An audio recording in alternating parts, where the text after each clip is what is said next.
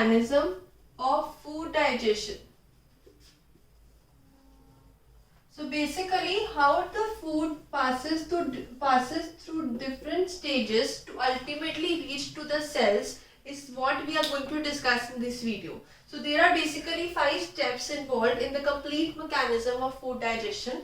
The first step is known as ingestion.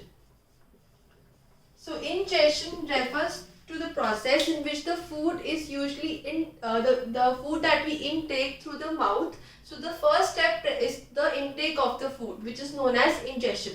And in this process, the teeth, the saliva and various other small particles are digested in the mouth, also known as the buccal cavity. So the first step is the ingestion, which occurs in the mouth or the buccal cavity. Now from this mouth, or we can say from the mouth, the food goes through the stomach, through the food pipe, also known as the esophagus.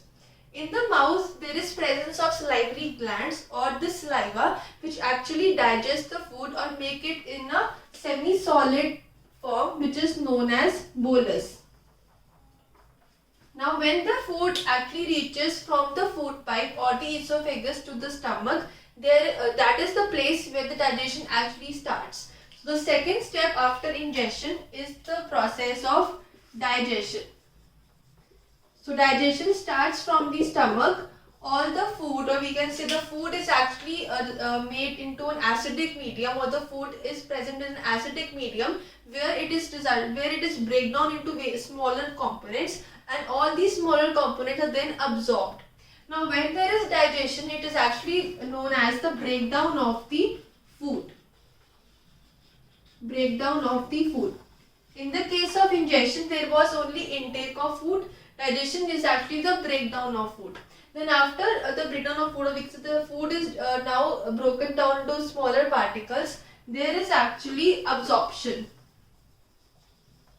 So this absorption is actually the absorption of the nutrients or the various components present in the food. Now this absorption takes place in the small intestine. So this is actually the part of the alimentary canal. So there are basically a series of organs that are connected to form the alimentary canal, which is actually known as the digestive system. Starting from the mouth, then we have the esophagus, stomach, small intestine, large intestine, rectum and anus. So in the small intestine, there are present small villi, which actually increases the surface area for absorption. And when these villi actually absorb the nutrients from the food, they transfer it to the blood. And when they transfer it to the blood, so villi transfer it to the blood, and from the blood it goes to the veins.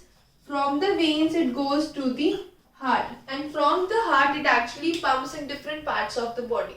This is how the absorption is finally reached to the smallest cell of the body. And when it has reached the smallest cell of the body, that is known as assimilation.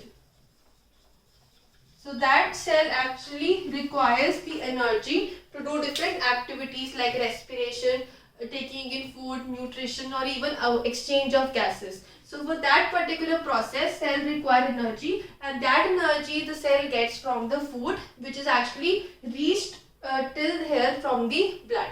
So these were the 4 important steps, starting from ingestion, digestion, absorption and assimilation. You can always refer to the videos on the alimentary canal and different other organs offered to you by Abhyas Online. So the last concept, or the last process, is the process of egestion. So egestion basically means removal.